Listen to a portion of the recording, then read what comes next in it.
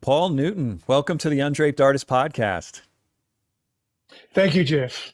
Great to be here. Oh, it's awesome to have you here. And you are here clear from Australia.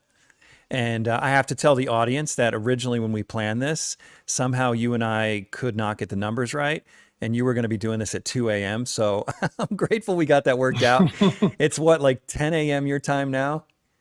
Yeah, about 10:15 in the morning. Yeah, and it's after. And what time is it for you there? 6:15. Yeah, p.m. Oh, okay. It's so crazy. I was thinking about this before the interview that, I don't know, like when I was in college and even maybe 10 years ago, to call Australia for free would have been a miracle, but to actually see you, it's just mind blowing. It's such a cool thing that you're that far away. It reminds me of the Jetsons. I know. You know, seriously, the video phone. Yeah, and we're probably about the same age, I would assume. You in your 40s? Yeah. Well, it's very kind of you to say that, but okay, you're a little older. A little bit older. Older. Okay, so you know what I'm talking about then. This is wild. It's great to it's great to be able to talk to you clear in Australia. So I'm really glad you're on the show. Oh, thanks, Jeff. No, it's my honor. And also, it was great to meet you for the first time at the Porch Society. I have to congratulate you again for that award of the Draper Prize, which is, for those who don't know, the biggest prize that you can win at the Porch Society of America. And you made out like a bandit because not only did you win 50 grand, but apparently the exchange rate brought it up to like 75. Is that right? Yeah, at the moment, the exchange rate with the Australian dollar meant that it was about 73. That's which was fantastic. Freaking awesome. It was insane. Yeah, I know. Sadly, tax comes out of that, but it brings you right back down to 50, maybe. I don't know, but at least pretty much. Yeah, that's amazing. Well, congratulations. I'm not complaining. It was a great honor, and honestly, it was the last thing I expected when I went to this Portrait Society conference this year, and I heard that I was a finalist. There were 3,500, approximately 3,500 from which they chose 20 finalists. So when I heard that I was a finalist, I was absolutely rapt. So when the night progressed and they announced each of the stages of the place getters and various award recipients, I thought for sure I'm going to be down at the bottom end of that 20, but to have won it was just mind-blowing. So tell me how that felt, because I've been there. I've never won the Draper. Closest I've been is second place. And I remember every single time I'm a finalist, it's like when they read the names, they do it in alphabetical order, and you're just waiting as they approach, for me, H, for you, N, and then they pass up your letter, and you're like, oh my, and the anxiety of that is like, maybe it's just me, but were you feeling that pressure as you're getting closer to N and wondering if they're going to call you next? The whole time you're hoping that your name is not going to be next, because if it is, then you're out. You know, you've got something, but then you're out. Right. You've won one of the, you might call it like a honorable mention type of an award. Right, instead of one of the top 5 awards. Yeah. That's right. So they go through all those various subcategories. Then they get to the place getters. I think it's maybe 5th place down to 1st place. And 1st place is in 3 categories now. So it's for drawing, as you know, drawing, sculpture, and painting. And painting is the last one that they mention, I guess probably because there are more painters than there are sculptors and drafts people. And I thought, when it got to that stage, I thought, well, I guess I'm going to get 1st place in painting. And it didn't happen. They didn't announce my name. And everybody at my table and a table adjacent to me, we knew what that meant. Everybody was looking at me, and I was just in shock. I bet. And so when I got up, it was like I was walking in sleepwalking or something. It didn't feel real.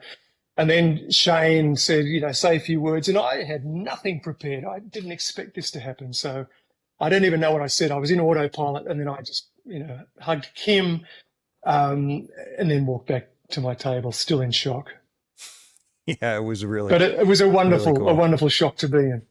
Yeah, for sure. Yeah, yeah, and well deserved. It was a beautiful self-portrait that you had done. But you were Well, in thank great you. company though. I mean, every time Oh, they yeah. have that show, I'm mind blown because we're in Washington D.C. and you can go to the museums in Washington D.C. and see good art. But frankly, I'm always a little bit sort of underwhelmed after having come from the Portrait Society contest. When I go to these big time museums, I'm like, well, I just saw 20 great paintings. It's like, these are good, but I just saw some pretty amazing stuff. So you're in really good company. Well, thank you. In fact, that I was very aware of that as well. So when I saw the other finalists, when I was hanging my work in the in the room where the paintings were on display, some of them, particularly 2 or 3, were so good. I just felt it was an honour to be among them. And it just highlighted in my own mind that I had no chance of being the ultimate winner because the competition was so strong. And even at the end of it, I remember thinking, mine was the best portrait there. I mean, maybe I'm not in a position can't to be judge. objective. You can't be objective because it's you. No, that's true. That's true. And look, as I say, it was a great honour, but it was genuinely unexpected. There were some pieces there that I just thought were fabulous. But I guess perhaps what may have resonated with people was the lockdown theme, because in Australia we had a particularly protracted and intense lockdown. I think perhaps the most intense and longest lockdown of anywhere in the world. It went on for, in one part of Australia, in the south, in Victoria, it went on for 9 months straight. I mean, that's extraordinary. Well, describe that. What do you mean by 9 months? At 9 months, we can't leave your home? Correct. So, well, you've got the limitation is you can't leave a radius of 5 kilometres, which is about 3.5 miles from your house, from your home. There are various exemptions for that if you're going to get for a medical appointment or something of that sort. But in the normal course of events, you're isolated. So if you don't have friends or family in that 5 kilometre radius, you just don't get to see them. I mean, I can see why Zoom was such a successful app during that period, because people were relying on it. I was catching up with friends and family via Zoom when there was a group of us there with my family. It was really, when you think about it, it was just such an unnatural state of affairs. I mean, I guess they were scrambling to try and figure out a way of dealing with this unprecedented, the virus. This sort of thing hadn't happened, I guess, for 100 years. So it was difficult for them to know what to do. And I suppose it's easy in retrospect to judge whether that was a successful or the right thing to do. But nonetheless, at the time, it was pretty challenging. Yeah, and that goes into the concept. So I want to pull your portrait up. Is it on your website or is it only on your Instagram?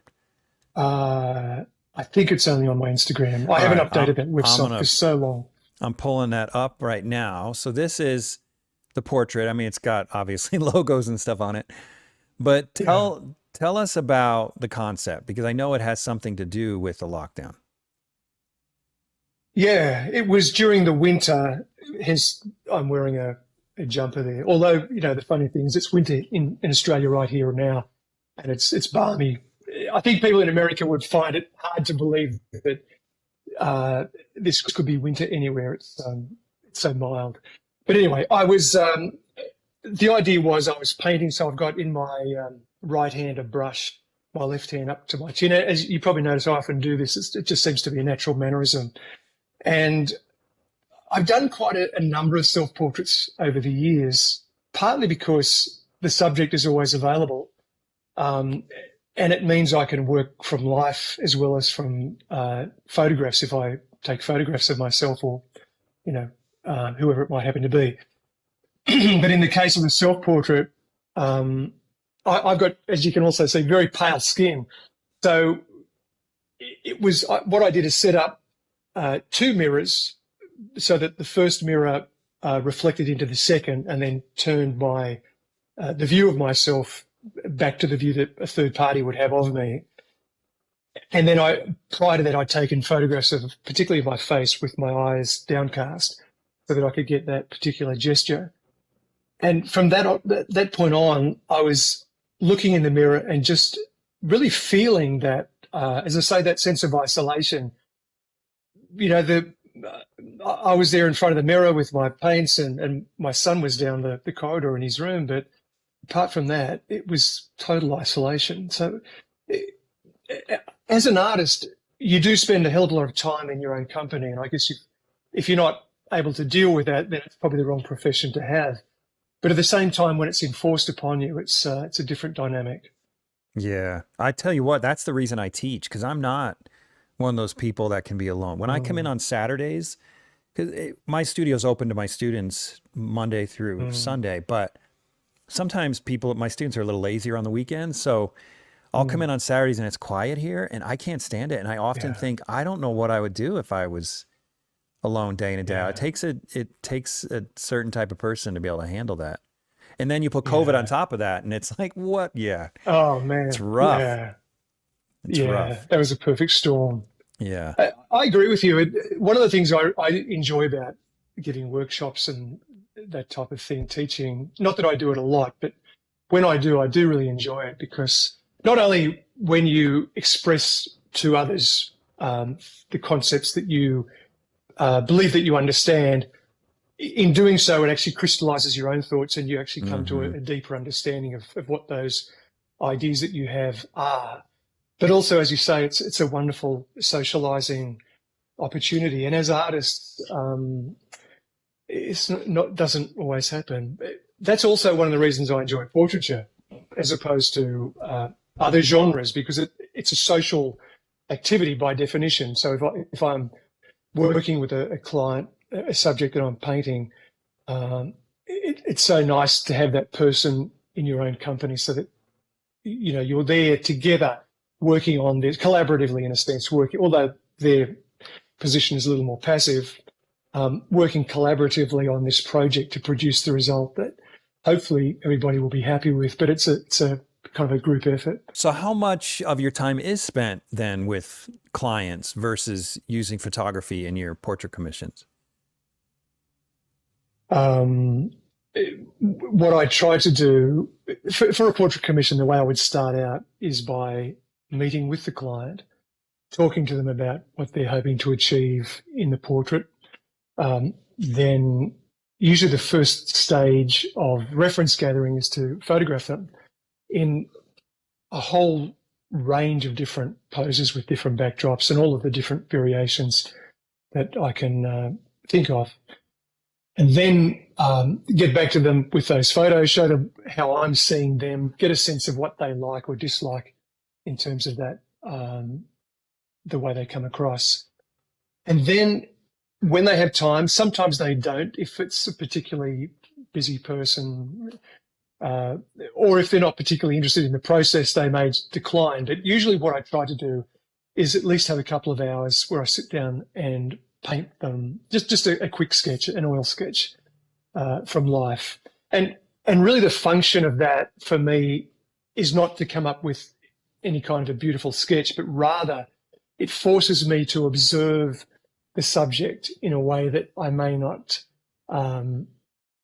otherwise do. I mean, I suppose even just having photographs, which obviously is the case in the if the project is a posthumous portrait, it can still work, but it's always better to have spent some time working from life. I find the end result does make a difference. So it's particularly in the case of that self-portrait relevant because I had as much time as I wanted. There was no limit, obviously, to how much time I could devote to having me there for the like a life sitting, so to speak. And when I was at art school, that was the only way we painted for many years. After that time, I didn't own a camera, and it was a real luxury item that at the time I just simply couldn't afford. Now I know you can do so much with an iPhone. It's a different world. Yeah. Well, that's a good segue. Let's go back a little bit. and talk about your past. How did you get started in painting? So when I was a young child, Jeff, my greatest joy was to sit up in bed at night and to draw. So I go to bed early and spend hours doing that. My parents were very happy with me doing that because I would go to bed, unlike my siblings who had to be jostled and cajoled into doing that.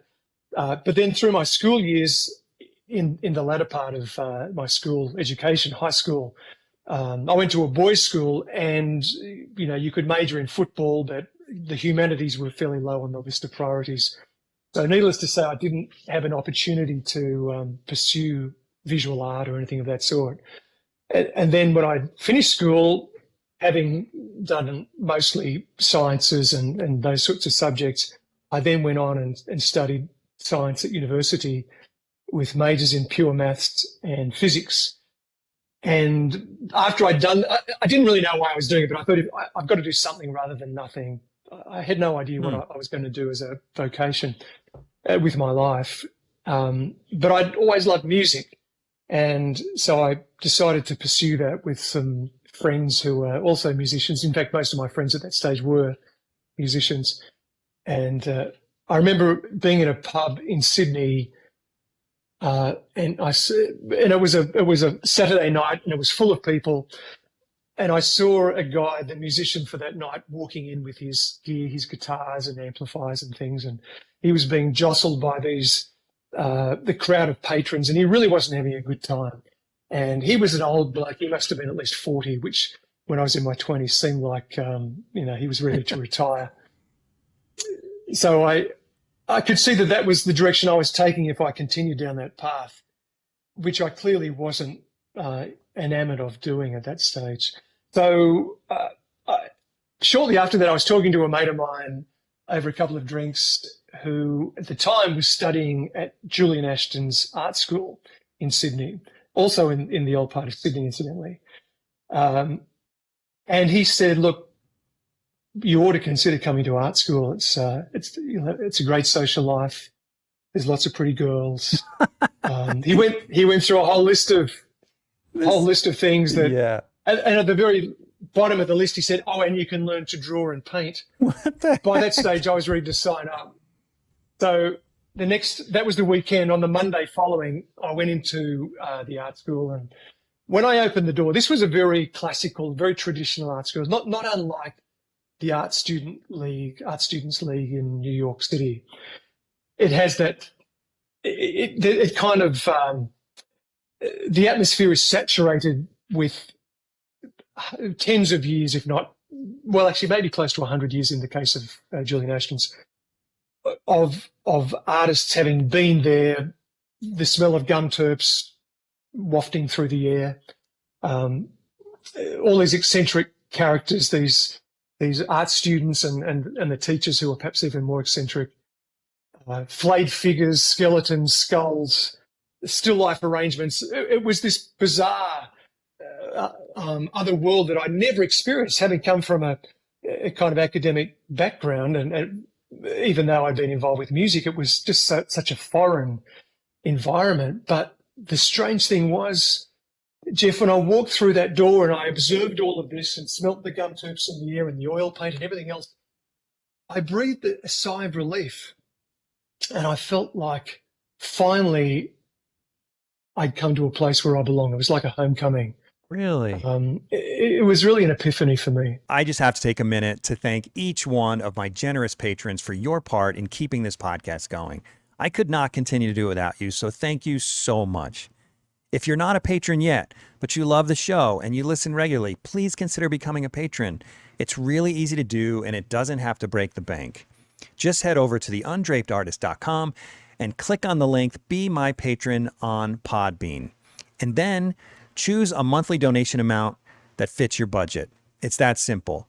And to thank you for your generous donations, once you've reached $100 in total contributions, send me an email to theundrapedartist@gmail.com, and I will send you one of our spectacular Undraped Artist aprons. I have never heard a story like this. I mean, you're probably episode 55, I think. And this has got to be the most unique one I've heard. For you, it's like, I have a friend that tells me I should try art school because the pretty girls are there. So I did. I mean, that's like, I mean, did you even know you had talent before that? I mean, I know you drew as a kid, but did you see aptitude in yourself as a child? As a child, I did. And my teachers and adults around me would applaud what I did. So I guess when I was going through my life, beyond being a young child, I always, in my heart of hearts, felt that deep down I did have an ability in that field, but I'd never had a chance to explore that to see whether, in fact, that was true or not, or whether that was just a childhood memory. And so it never occurred I really to you. didn't know. It never occurred to you as a child that maybe I would be an artist, and it's so until this moment. Not really. I mean, it was Wow. it was a bit of a fantasy when I was very young that I would be an artist. In fact, I remember when I was a kid, my mum and her family, her side of the family, used to talk about Uncle Leo. Now, Uncle Leo was supposedly this great artist from their family in a past generation. He'd long gone by the stage I was around. But they were telling me about him, and they used to say, "You obviously get your talent, Paul, from Uncle Leo. That's how it's come through the generations." And so I had this idea of this relative who was an amazing artist, and I kind of was quite impressed by that. And I thought, well, maybe, if Uncle Leo was good, maybe I could be good as well. Anyway, we were cleaning up the garage one time, and in an old box, my mother found a painting, a watercolor painting of a boat, a yacht on the water, with Leo's name in the corner. Uncle Leo had painted this, and she showed it to me with a great sense of expectation. And I looked at it, and even as a young child, I could tell it was rubbish. He was hopeless. No, so you did have an eye for it. You had way back then. I guess so. Although that really crushed my illusions that any ability I might have had stemmed from Uncle Leo. The DNA came from a few generations back beyond Uncle Leo. Okay, so I won't Google Uncle Leo this evening to find out what kind of work he's doing. Okay, so you end up in art school, and then what? Well, despite that wonderful moment of inspiration and revelation, in the sense that I felt like here's somewhere I finally belong, and somewhere that I could become comfortable working and learning, that sort of environment. It was actually then 3 or 4 years of really hard work, and it was a struggle because I had no previous education of any substance in visual art. So I was really learning from scratch everything that I was learning. I remember one of the teachers one time saying to me, "So is yellow a warm color or a cool color?" And I just had no idea. I didn't even know what it meant. The concept of warm and cool was such a foreign concept to me. What I actually found was really helpful and helped me to move reasonably quickly through the stages of learning was my experience as a musician, because there are so many analogies or analogous concepts between those two subjects. For example, you talk about when you're in a band, you're wanting to allow space for the sound, other musicians to be able to fill, but you want overall the dynamic to be not cluttered and not overworked and not, well, I'm using a visual art term there, overworked, not too busy, not too cluttered. And so as soon as I thought of music, I could then understand that concept as it related to visual art. The same with rhythm. You've got rhythm in brushstrokes, and of course in music, rhythm's a very obvious concept. Color maybe not quite as obvious in music, but you get a sense of it. Composition, there are so many analogous concepts, and so because I had a pretty good understanding of music by that stage, that really helped to push me along. So within about 3 years, I was painting pretty well. Not brilliantly, but, I moved fairly quickly through those stages. I then went along to study with a tonalist artist named Graham Inson, who at the time was an old man and has long since passed. He had studied, excuse me, he'd studied when he was a younger man with a bloke named Max Meldrum. And the reason I mention those names is that Max Meldrum had been in Paris, where he'd been studying around the time that Whistler and Monet and Sargent and all of those greats who we revere now were up and running and painting. So the technique that Max Meldrum brought back from Paris to Australia and then passed on to his students, including Graham, who taught me, was one that is very much akin to the way anecdotes of how Sargent painted was. That was the method. So the way we were taught to paint was to mark a spot on the floor 4 or 5 paces back from your artwork. You would have your artwork, for example, in those early stages, it was a 10 by 8 or 11 by 12 canvas board, and you would have that set up on an easel directly beside a still life subject, Beethoven's Death Mask or something of that sort. I was just looking around to see if I could find an example. I've got a few of them sitting around here from back in the 1980s when I was doing this. And so you would have, the way he started us off was to work in monochrome, just black and white, so that colour was removed from the equation entirely. And all you were looking at then were tonal values, or as Americans would say, values, and the drawing, the proportions, the perspective and elements that are related to drawing. And he actually described the whole process, interestingly, he didn't use the word trinity, but it was almost like that. You've got 3 separate elements that are all infused in a way that they can never really be separated, but they're distinct elements in their own right. And I often thought of it in those terms: the drawing, the colour, and the tonal values. And he used to say that tonal values are the one element that people will often miss, and they're the most difficult in a sense to see spontaneously. But once you understand what they mean, it's really just the grayscale. If you were to take a photograph or on a computer these days, remove the colour and see the whole thing in black and white, the grayscale are really great. The elements of the grayscale are really what are meant by tonal values. And what about drawing? Are you referring, when you say drawing, are you referring to proportion? Yeah. Okay. Yes, because in this method that he taught us, ironically, there was no preliminary drawing. You would launch straight into paint. So, I'm sorry, I got sidetracked there. The way you would start is you would step back 4 or 5 meters, or 4 or 5 paces, probably about 3 or 4 meters from where your canvas and subject were. And they were therefore the same distance from you at your viewing spot. And that viewing spot is where you would look at your subject and look at your canvas and determine what was the biggest difference between the two. Obviously, to start with, the biggest difference was you've got a white blank canvas and then a subject. And he made it easier for us to work in a monochrome fashion by having the walls painted grey. And in the case of a Beethoven Death Mask, it was a white plaster cast against a grey wall. So effectively, the subject was in monochrome as well. So you would then step back to your viewing point, determine what is the biggest difference, and then you would walk up to your canvas with an intention in mind that you decided from your viewing spot as to what you were going to do. You wouldn't look at the subject as you approached it, because if you think about it, a 3-dimensional subject will shift because your angle, your perspective changes with respect to it has changed.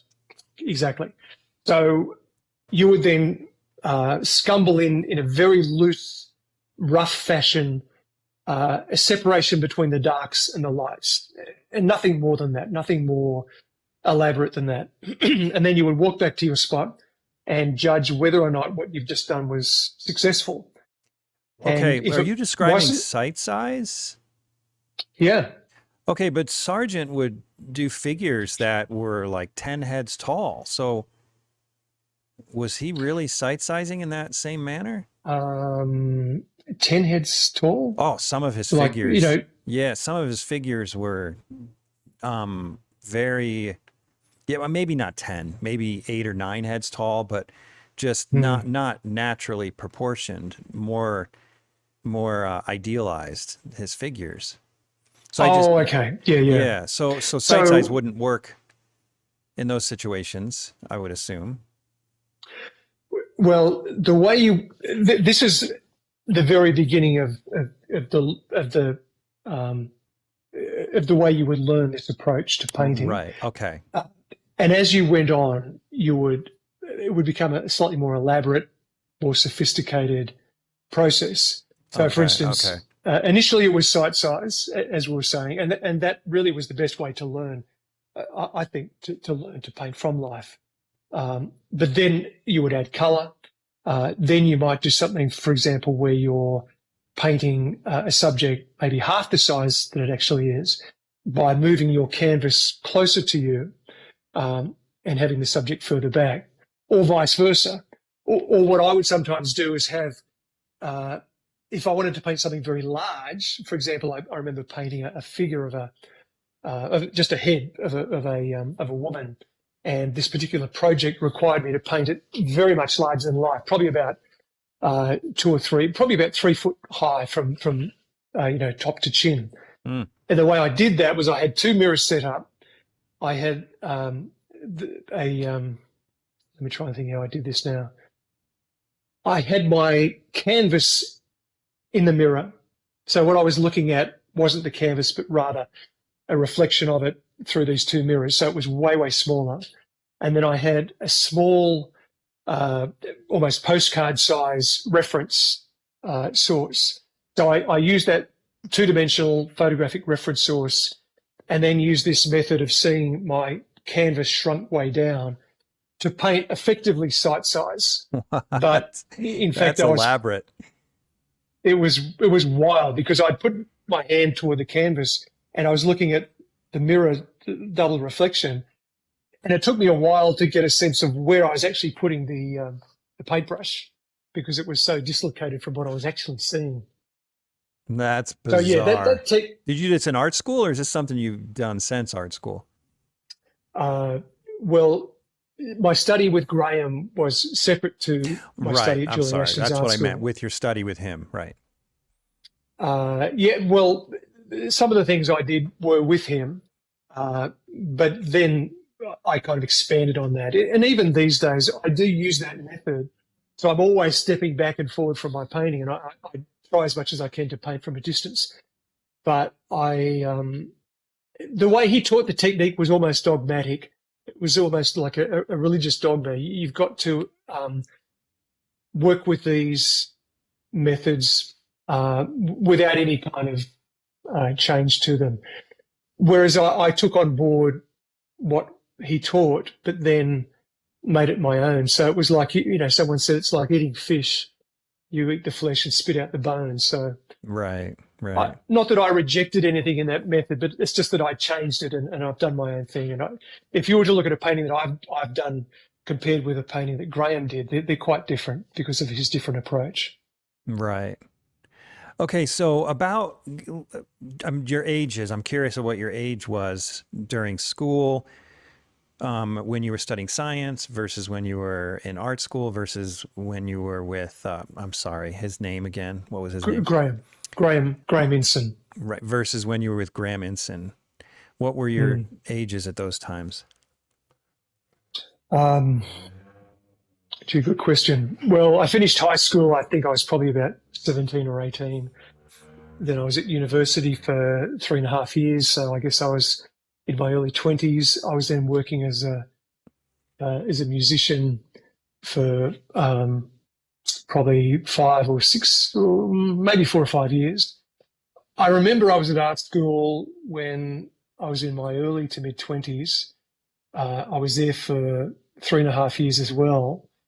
But also spent a year traveling around Europe, just looking at museums and cathedrals and, castles, all the usual thing. But it was really part of the education, because I spent so much time in art museums, and probably for the first time in my life, because coming from Australia, you don't get to see a lot of those great masterworks from the past. So it was my first opportunity to really see a lot of those, in England and in Paris, and particularly in Madrid, the Prado in Madrid. Seeing the work of Velázquez was mind-blowing. Las Meninas and his other masterworks. It was no surprise that everybody from Francis Bacon to Picasso to Sargent would take pilgrimages in their student years to the Prado to copy Velázquez. I can never pronounce his name.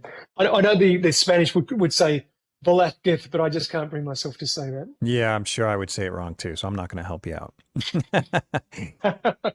Okay, and then when did you start your professional career, and how did that transition take place?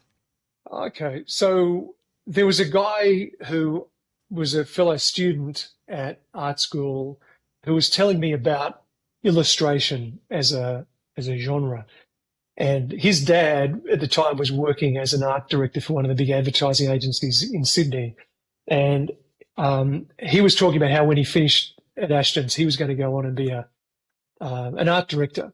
So this, again, was entirely foreign to me. I had no idea about illustration, art direction, anything like that. I mean, I'd seen illustrations, of course, I'd seen movie posters and I'd seen cornflakes packets, but I hadn't put the puzzle together and realized that people actually do that work.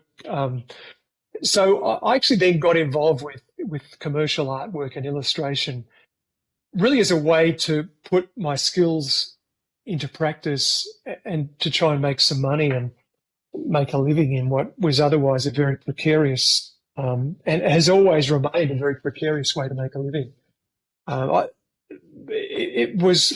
It was during that time, and I was doing that for about probably 8 or 9 years.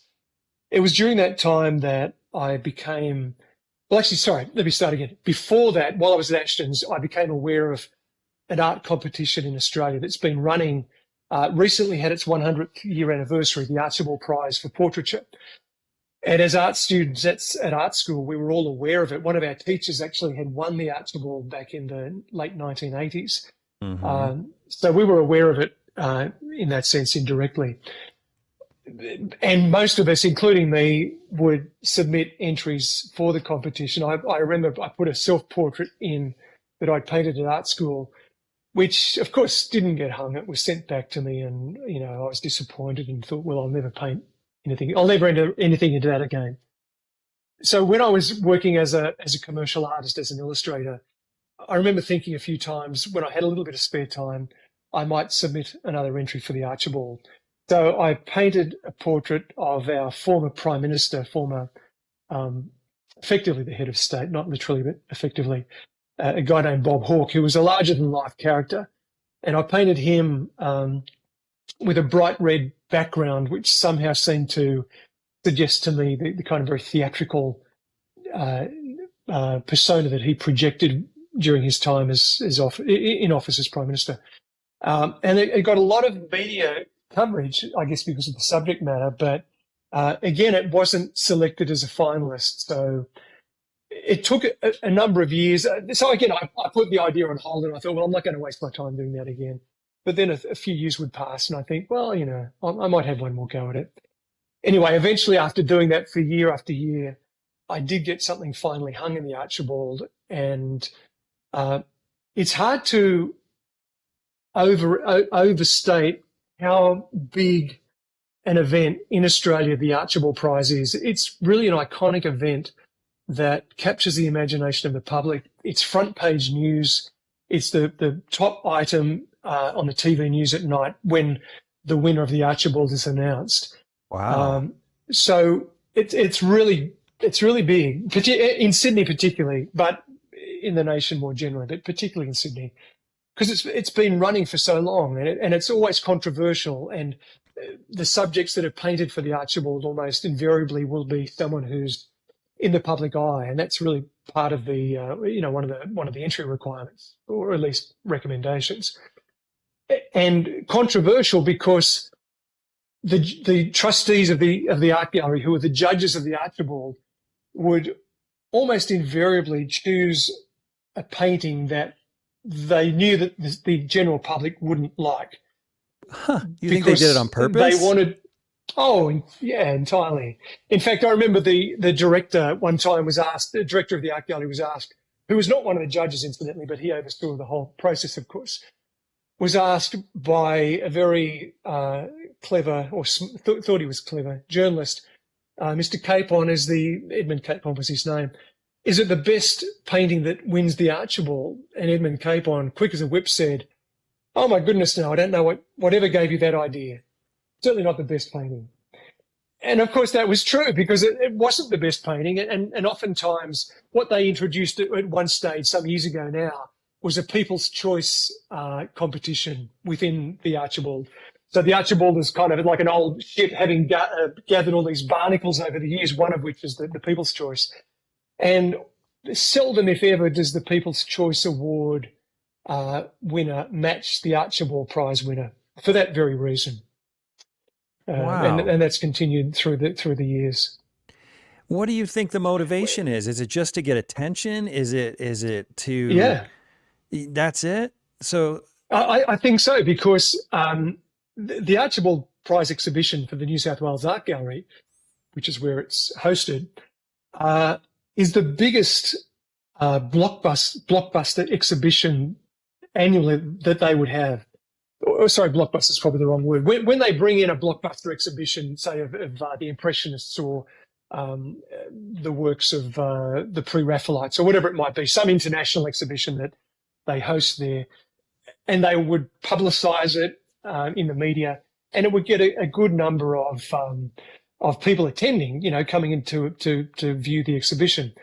But the Archibald always outnumbers any other exhibition. So I guess it's in their interest to make sure that they get lots of people coming in to see the exhibition, and therefore if they can create controversy as to the judge's decision, that only gets people talking and disagreeing violently with what the judges have had to say, and it gets people coming in. I guess it's as simple as that.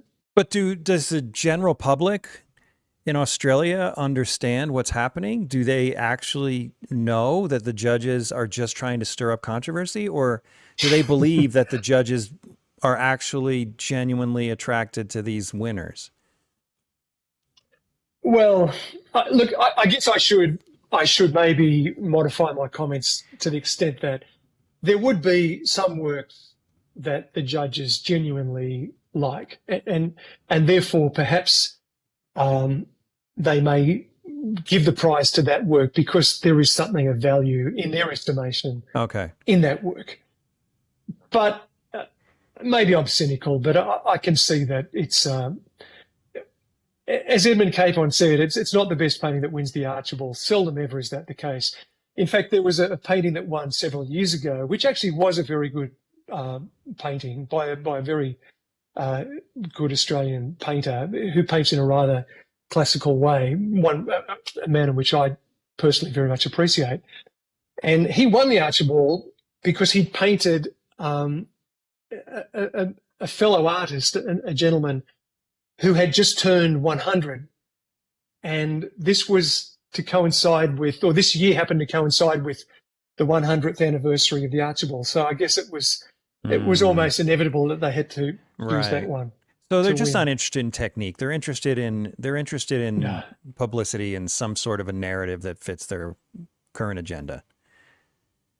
Pretty much. Okay. Well, and that's not unusual. I mean, isn't that what a lot of art contests are all about? It's and that's one of the reasons, not to go clear back to the beginning here, but that's one of the reasons I appreciate the Portrait Society contest, because it is absolutely not that way. I mean, all contests are subjective. Let's face it. If they're every year, whether you win or not depends on who the judges are and their taste. But it's one thing to have varying tastes. It's another thing to have varying intentions. Yeah. So, well, that's interesting. So did you ever win that prize, or did you ever win the People's Choice? I mentioned before that the Archibald has attracted a number of side bars, barnacles that have attached themselves to the ship over the years. One of them is the People's Choice. Right. Another one is the Packing Room Prize, which is the staff in the packing room, who are basically the men and women who move the paintings around, hang paintings, They choose one. They get to choose one. No That kidding. kind of happened by accident about probably 15 years ago now, and it's remained as part of this big picture. And the Packing Room Prize is announced prior to the announcement of the Archibald proper, maybe a week or so in advance of the Archibald announcement. And so all the media are champing at the bit to report the winner of the Archibald. So when the Packing Room Prize announcement is made, they'll jump on it because it's something to talk about in relation to the Archibald. And so I had the honour of winning the Packing Room Prize twice, or the dubious honour, I suppose, because if you win the Packing Room Prize, the talk on the street is if you win the Packing Room Prize, then there's no way you'll go on to win the Archibald itself, because there's no way that the trustees would ever allow themselves to align their decision with that of the packing room staff. Oh, of course At least not. that's They're far too sophisticated. Popular wisdom. Yeah. Right.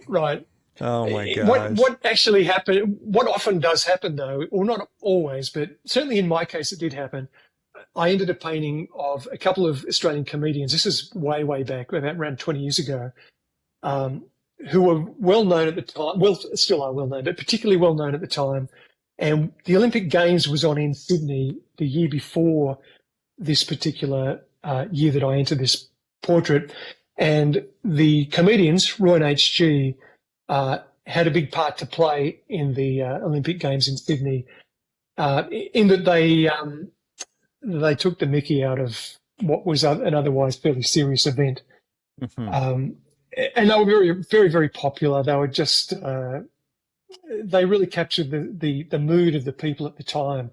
So the next year I thought, and I had known one of the guys, John Doyle, whose character name is Roy Slavin.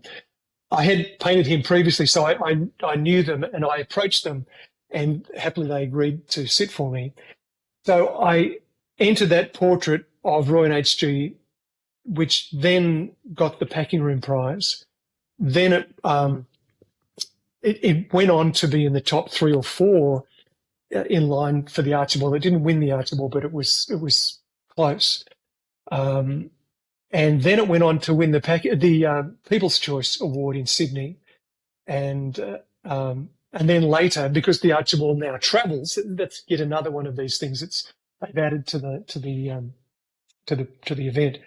It now travels around certainly New South Wales, which is our state, the state of which Sydney is the capital, and then further afield, Victoria as well, where Melbourne, I nearly said Melbourne. Melbourne is the capital. And so it won the People's Choice in Melbourne as well. So it was congrats. Extraordinarily. And just 2 years ago, or actually in 2020, so 3 years ago, it was they had an exhibition that was to showcase and celebrate the 100th anniversary of the Archibald Prize, and they selected 100 works that had been either winners or entries in the Archibald over that 100-year period.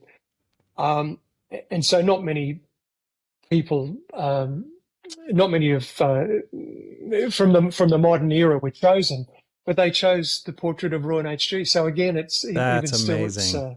Congrats. And the irony, Jeff, is that it was a painting that when I painted it, I was actually quite unhappy with it for various technical reasons, and I had planned not to enter it, but a couple of friends of mine talked me into it, so I did. Obviously, I'm glad I did now, but yeah, I hadn't been going to. Well, maybe that's why. So I guess it just shows that you. If it was technically sound, it might not have won anything. Yeah, possibly. I think it also goes to show that you are your own worst critic, and probably the least person to know, how well you've done. It's true. We are for sure. And that for anyone who's listening, you really need to visit your website to just see how many accolades you've had over the years. I mean, you've been very, very successful. I understand you're one of Australia's premier portrait painters. And I mean, you did something for the Pope. Can you talk about that? Yep. Back in 2008, I was commissioned by the Catholic Archdiocese of Sydney to paint a series of works initially just to paint one painting, which was entitled Our Lady of the Southern Cross, which was essentially a painting of the Madonna and Child Mary with the baby Jesus. But it was to have an Australian flavour, and it was for an event that was called World Youth Day, which is actually on at the moment, I think, in Portugal, where the Pope would go to some far-flung location, such as Sydney, Australia, and be there present for an event where people would get together and pray and celebrate things of that nature. So they, as part of that celebration, they commissioned me to paint this picture, which is now permanently in St. Mary's Cathedral. And so I got to meet the then Pope Benedict there. And later, after that, I was commissioned to paint a series. In fact, those two pictures you've got up there now, a tour of 32 paintings I was commissioned to paint for a chapel in Rome, just next to the Vatican, where, again, I got to meet the Pope because he opened that chapel in 2011. And some of those are quite large paintings, I think, 2.5 meters high. That one you've got up there at the moment is of a nun named Mary McKillop. And the little boy and girl beside, she did a lot of work with underprivileged kids and kids who were living on the street. So that was the narrative I was trying to capture. So I got my niece and nephew, who were quite young at the time, to model for me. So I went to the costume hire store and they'd love to get dressed up, and I photographed them in those positions, in wearing those clothes. So I did that a lot with those paintings. Probably half the time I spent working on the Domus project was researching the biographies of these various subjects who I was painting.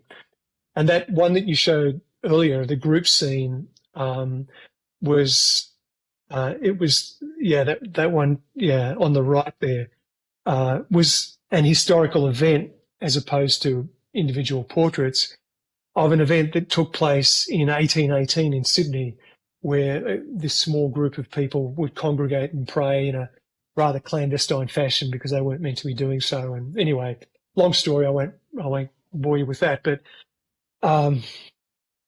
that particular scene, I roped in friends and family to model those various subjects. So it was it was a lot of fun, but it was a hell of a lot of work. Yeah. I think it took me about 3 or 4 months to paint that. Oh, is that all? That's actually quite fast, man. That's pretty fast for all those figures. And about how big is it? Oh, it's doesn't have any size here. I'm just looking to. Oh, it's not on there. It's actually, if you click on that, I wonder whether it'll take you to an enlargement, which may give you the dimensions. Yes, it does. Yes, it does. Just to your and I can't. right. Yeah, let's see. 71 by 61. Okay, so about 6 by 5 feet. Yeah, it was fairly big. And if you, on my website, there's a photograph of a sea of purple hats, all of these bishops and archbishops, and then a cardinal who's giving a talk, and then the Pope who's sitting down. And if you look at the Domus Australia project, if you click on that, and then the first image that comes up, that one there. Okay, yeah. That where the Pope is, right in the centre at the bottom, straight above that. If you look straight above that, that's the paint. Yeah, that's the painting we were just looking at. What? And here's your other painting. That's right. So what right an around honor to that, be in that building. Yeah. Wow! It really Congrats. was. Thank you. I'm really envious because I don't know if you know, but I do biblical scenes, and I mean to be in a building like that, it just it harkens back to the Renaissance and all those old masters and those beautiful cathedrals, and Yeah, it's just what a privilege. Congrats. it's so true. Do you know, when I was that particular painting we're just looking at, I was very much inspired by the work of Caravaggio. And when I was in Rome, and I met with the cardinal who had commissioned me, well, ultimately would commission me. At that stage, he hadn't. Initially, he'd asked me to do one painting, another version of Our Lady of the Southern Cross for the chapel. And then he said to me, when I was in Rome, he took me to see these works by Caravaggio, the calling of St. Matthew, the inspiration of St. Matthew, and ultimately the execution of St. Matthew. So a kind of a potted history of St. Matthew, painted as a triptych by Caravaggio. And so the Cardinal said to me, what I'd really like you to do is to do all 32 of these paintings. And initially I was kind of gobsmacked and shocked that he would even suggest that. And I said, I'm sure you're not thinking about getting other artists to do some of these other ones, so that's not just one artist. And I heard these words coming out of my mouth. Yeah, what are you? And I thought to myself, what are you Paul, thinking? what are you doing? And I immediately followed up by saying, but I'm sure you've thought through that, and I'm more than happy to, in fact, honoured to undertake this commission, and I very much appreciate you offering it to me. So yes, thank you. Done. And he was gracious enough to see my foible and give me the commission. So it was a marathon. It took me probably 6 years to complete, but it was an extraordinary privilege. And that particular painting we were just looking at before of the group in that early prayer meeting was for me modelled on the work of Caravaggio, albeit with a much softer light. Caravaggio would often have a very strong light, casting very definite, hard-edged shadows with a kind of a chiaroscuro effect, which I love and many people love. In the case of my picture, because the primary illumination was candlelight coming from the table to the left of the picture, the light, the kind of golden light on their faces and the front of the figures had to be much softer and much warmer. And then that picture there shows one of the guys. Yeah. Where is the original? It's in here. It's in here. It's at the bottom. Okay. So if you click on that, you'll go to the enlargement. Yeah. Okay. It's going to be cropped a little bit, but Jeff, I can send you JPEGs of any of these if you want me to. Okay. Appreciate that. So, okay. So you're referring to the light on the figures from the candles that had to be softer. Correct. That's right. And if you notice the figure at the front, the gentleman who's closest to us on the bottom right, if you look at the back side of his figure, you can see there's a kind of a blue cast. Yeah, it looks like ambient window light, moonlight. Which is exactly what I was trying to create. So the figure above him, in the background, straight up above, you can see he's mostly just captured in that ambient light, so he's quite blue. And then the baby that the woman to our upper left is holding, likewise, you can see that kind of complementary kind of yellow and blue colour, which was just, I mean, it was a nice little thing to do because it not only did it make it visually a little bit more interesting, but hopefully it created more atmosphere in keeping with what I was trying to say in that picture. Yeah, one thing I notice about it, and I notice this because I've done similar paintings where it's lit by candlelight or lantern or whatever. And I remember the process of setting up the scene and finding out that candles don't really light a lot of space. Right? Oh, indeed. No. So, I mean, what you're doing here is taking a lot of artistic license. I mean, this is lit by artificial light, and then you're throwing the candles in there and trying to create the illusion it's being lit by the candles. Yeah. So what I actually did is to take those reference photographs of these people was I had a very large umbrella on a strobe light, which flashed at full intensity when I pressed the shutter. And I used a fairly large and close up to the figures light source so that it created a very soft effect, which I was hoping would imitate the effect that you would get with a candlelight. But you're absolutely right. It's way stronger than it would in fact be. And then what I also did, and this is just to make my life easier, I had some blue celluloid, whatever, which I put over another light in the background. A gel, behind blue the figures. gel or something. Yeah. Yeah, exactly. Yeah. Right. And then use that to as a shadow fill, but also to create that change of color. Now, when you're photographing for a painting like this, do you try and get all the figures into the position that they're going to be in the painting at once? Or do you direct each figure at a time and then piece them together either in the painting or in Photoshop or something? So what I used to do when I first started painting individuals or groups is I would draw the whole thing out literally on cartridge paper, and then literally cut and from paste. Imagination? Start again. I would take photographs of individuals and then try and place them together. But what I would do these days, what I did in the case of that particular painting, is I would cluster small groups of people together. So, for example, you can see there, well, you wouldn't know who it is, but it's the young boy in the front with his hands clasped in prayer is my son, who's never looked as pious since, or even before, who's playing the part of that young boy. He's now 24, so you can tell how far back this was done. Yeah. And then the little girl just immediately below him is my youngest daughter, who actually I used when she was a baby as the model for baby Jesus with the that Our Lady of the Southern Cross painting. So Jessica's has been a model for me at different stages in quite a few paintings. So I would have had those two, and probably the third little girl there is, or third child, little girl is my niece, Charlotte. So I might have had those three together, and then I might have had the guy in the foreground, perhaps by himself.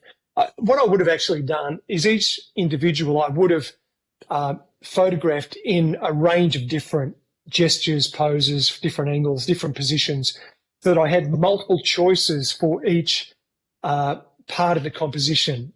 And then I was trying to create subplots or sub-narratives, if you like, within the picture so that it didn't just look like a group of people standing there, right, or kneeling or whatever, but rather there was some kind of a story going on. So, for example, the young woman or young girl who's just to the centre right, wearing that white bonnet with a kind of reddish hair, who is my older daughter. I've got her looking toward the baby. Actually, let me start that again. The young man in the green on the far left, I've got him as if he's looking down at that girl on your left, right over on the other side. Right here. Okay. That guy, yeah. So he's looking toward the girl who we were just looking at a moment ago. She's looking either up at him or maybe she's looking at the baby. It's a little ambiguous. So I deliberately created little stories, at least in my own mind, like that. For example, the guy at the very back on the far right, who you can only just see coming through the door almost. I was kind of inspired, I suppose, by Norman Rockwell and the way he would place figures in his compositions. So that was that was a priest who was essentially the art director on the whole Domus project, a lovely guy named Charlie Patelli, Father Charlie Patelli. So I wanted to honour him by throwing him in, but he was very shy about it. So I've got him in the recesses of the shadows there. Yeah. And then the guy immediately in front where your cursor is at the moment, I don't know whether it's visible there, but on his arm is the broad arrow insignia of a convict. And in the early days of Sydney, during that period, there would have been convicts, and these were people that were convicted in England and given the dire proclamation or the dire sentence of transportation, which meant they were going to be transported to Australia. That was the most severe punishment you could be given, I guess, short of execution. Now, of course, it's a different story. People pay to come here, but yeah, back then it was very different. So he was to represent that part of the socio-economic landscape, I suppose, in early Sydney. Yeah, I can really appreciate that. The multiple narratives you got going on, it really makes for a much more interesting painting because you move around the painting and pick up these things. Yeah. Yeah. And so as far as the technique goes, technique meaning the preparation for the painting, are you placing the camera in a specific spot? You said you photograph people in all these various positions, but are you fixing the camera in one location so that you maintain a consistent perspective when you do that? Exactly correct.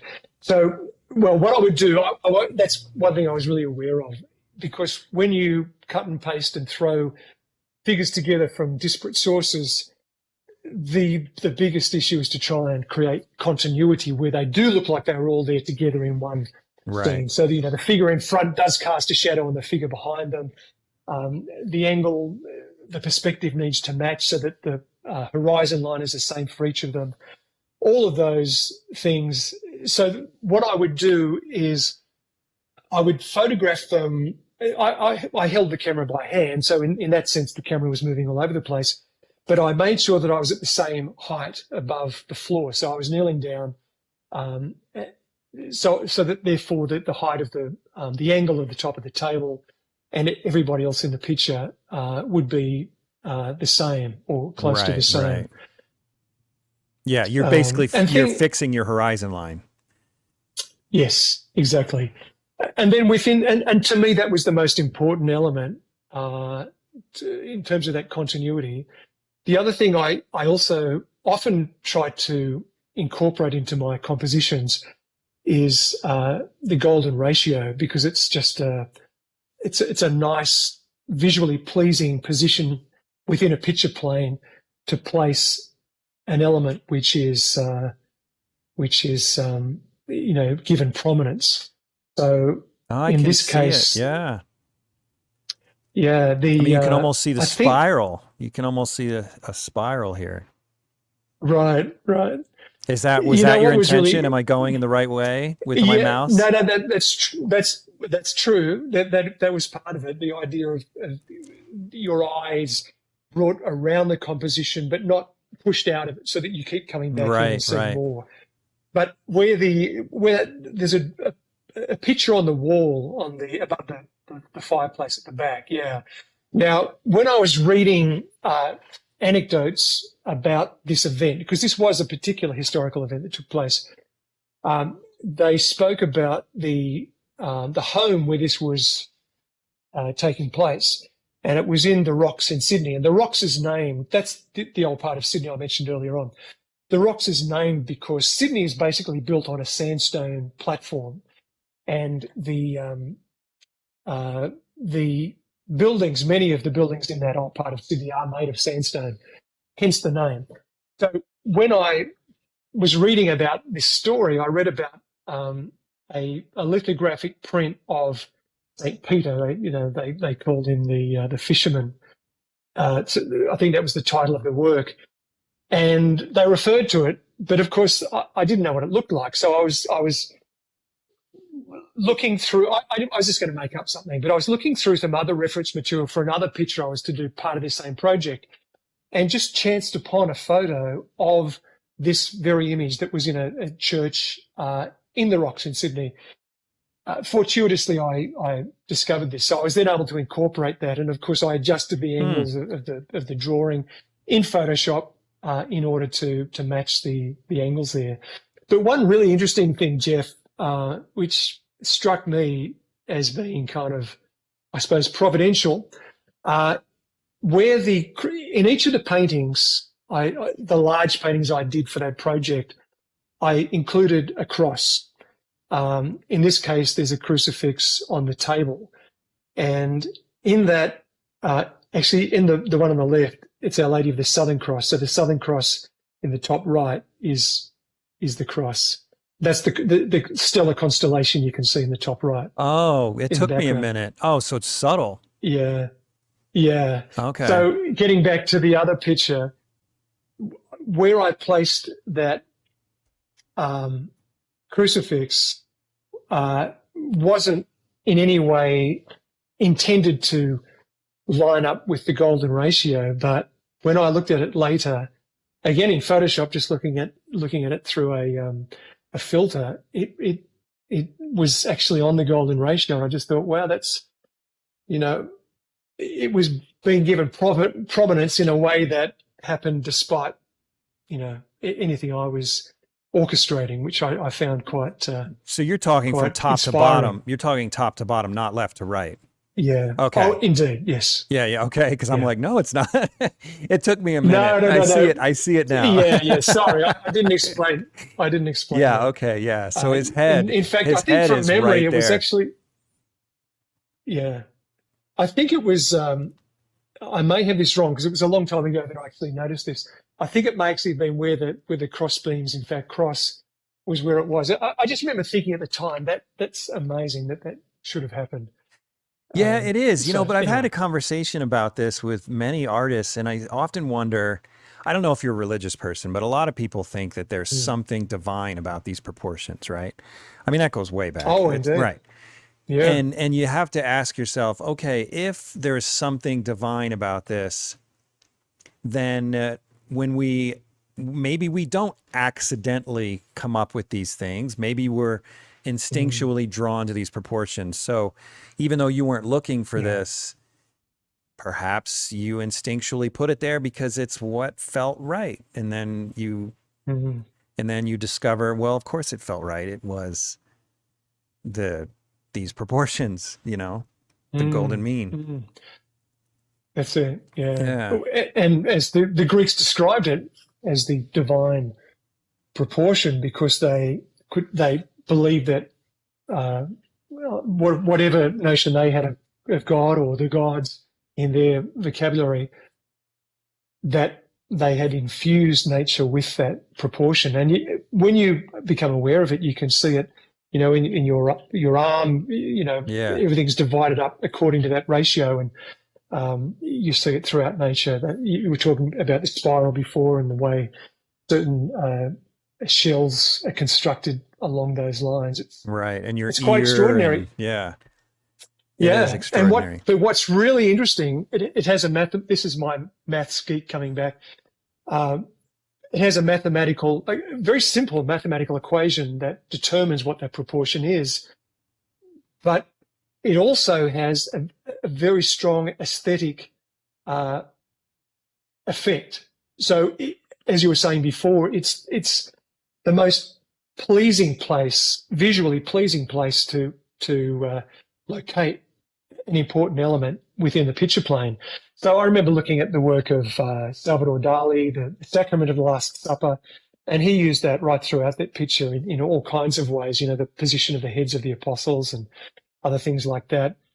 Turner, the British landscape, seascape painter, whose work seems so kind of, alive and all over the place that you'd hardly imagine that he could have used something like the golden ratio as a design principle. But if you actually measure up some of his works, that's exactly what he's done. And where the locomotive coming through the viaduct over the horizon sits on the picture plane happens to coincide with the golden ratio. And maybe it was just his own aesthetic sense that he felt like that was the right spot to do it. Or maybe, like Salvador Dali, he did it deliberately. I don't know, but I certainly know that when I'm doing it, I often do it deliberately. Yeah. But I guess not always.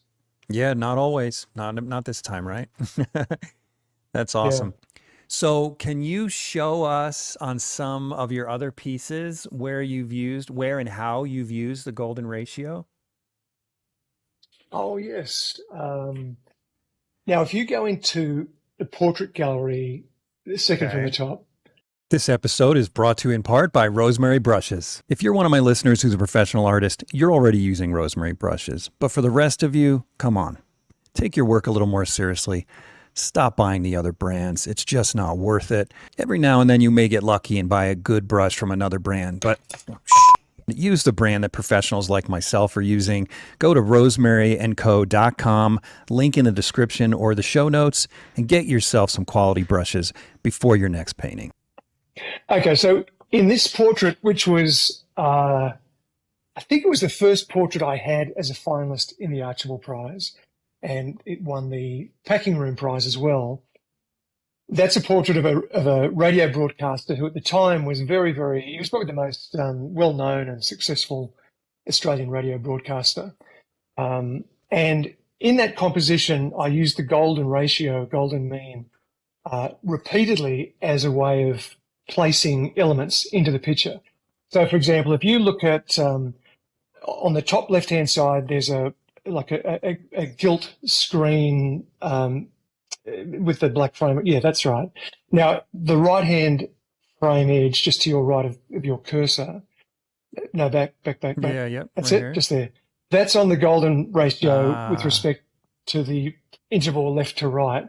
And then if you move over to the next line, that's it, the left-hand edge of that column likewise, which then goes down to almost marry up. I didn't marry it up exactly because it would have looked it wouldn't have looked right. But the fold in the chair just near where your cursor is roughly associated with that. And if you go all the way down to the bottom, see that line that demarks the shadow and the lit side of his lower leg, that coincides with the golden ratio as well. So, and then in the other dimension, going up and down on the far left, going back to that gilt. So go down from there. Go down. Keep going. Right there. Oh, back up. That guy, Back up. this edge here. Up. That edge there, yeah. Yeah, this edge here. Okay. And you'll notice it coincides with the top of his left hand on the edge of the Right. chair. Okay. Interesting.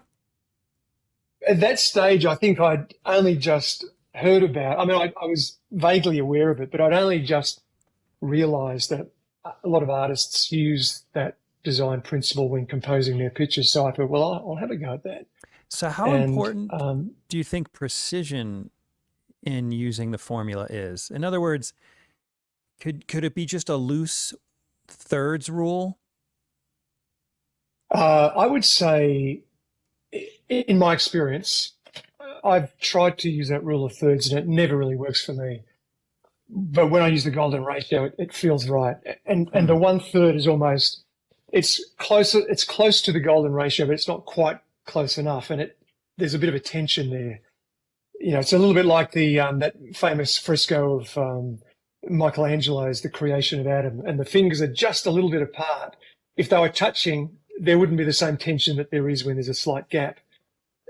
Obviously, in his case, I'm sure it was done deliberately to highlight that connection between God and Adam. But in my experience, I found that using the golden ratio is better. And I actually measure it up precisely so that if something in my composition coincides with it, then I'll run with it. But if something in the composition is just a little bit off, then I'll move it entirely. So it's not just a bit off, it's way off. Or spot on, either way. Yeah. So you either want to nail the golden ratio or you want to avoid it altogether. Yeah. So precision is really important then. Yeah, and look, maybe this is my maths background coming out, my geekiness from that's university right, days. in math, right? Yeah. Tell me about your work habits, your studio, your day-to-day. What is the day of a portrait artist like yourself like? My years and years ago, I remember my dad saying to me, he worked as an engineer for most of his life, and he was a very organized, very thorough, attention to detail. And he used to look at my comparatively chaotic life in many respects, which I won't go into. But certainly in the case of my work as a painter, I would, he said, you need time management, Paul. You need someone to organize you. In fact, even my assistant the other day said to me, you need a manager, because I tend to work in fits and starts. When I'm working on when I'm starting out a painting, say a portrait, I'll spend maybe 12, 15 hours pretty much continuously, with breaks along the way for meals, etc., working on the head, because I usually start with that, because I feel if I can make that work, it gives me the confidence to proceed and complete the rest of the composition with some level of, hopefully some level of success, because as I say, I feel confident at that stage. But until I get to that point, I'll keep working on the head, and I only like to work on it while the paint is fresh and pliable. As soon as it starts to get tacky and parts of it start to dry, for me it's too late. So if at the end of that 12-hour time slot, I'm not happy with what I've produced, I'll literally scrape it off, use a rag to rub it off. So and you're start totally again, and about when into wet. It's got to be done while it's wet, or it's toast. In those early stages, I try as I may to paint entirely alla prima, but I've never been able to. Mm-hmm. In other words, I always feel I need to come back and tweak various things in the composition. Do you make an effort to make your second layer look alla prima by using oiling out techniques and so on? Or do you or do you sort of embrace that layered look? I try to avoid it looking layered. Mm-hmm. I think there was an expression that Whistler used, that it should all be of one skin, so that the picture plane doesn't look like you've come back and amended something that was wrong. So sometimes what that means, for example, most recently, or not most recently, but last year, in the Archibald competition, I had a portrait of Hugh Jackman, the actor, Australian actor, and his wife, Deborah Lee Furness. And so I went over and spent a couple of days with them at their apartment in New York and took a whole lot of photographs and worked out compositions. Deal. That's awesome. Oh, it was amazing. It was amazing. I felt like I was in the company of royalty. And they're so lovely and so down to earth. It was just a wonderful experience. But when I came back, I had literally a month before the deadline for the Archibald entries would come and go. And I didn't want to disappoint them or myself by not having it ready in time. So I was working day and night to get this painting finished. And there was something about Deb's face that I'd painted that was bugging me right from the word go, but I just put it aside and just continued to work on the other parts of the painting. And the deadline for the entries was a Friday afternoon at 4:00, I think. On the Thursday night, the night before, I was looking again at the painting, which I felt was basically completed by that stage. And I looked at her face and I thought, I can't submit this painting the way it is. I'm just not happy with how I've painted her face. And I think what I had originally, I had her mouth slightly open, her lips were slightly open, and you could see just a hint of her teeth. And I didn't like the expression. I didn't like the way I painted it. So I looked back through all my reference sources and the drawings and things that I'd done, and I thought it's more indicative of who she is, I think, from what I remember of being with them, and also what was in the photographs, to have her lips closed. But if you close someone's jaw with it slightly open and then bring it up to close it, everything changes. Right. The position of the bottom of the jaw changes, the muscles that hold the jaw in place, which are all over the place, they all change. The nose, everything changed. So basically I repainted the head that night over.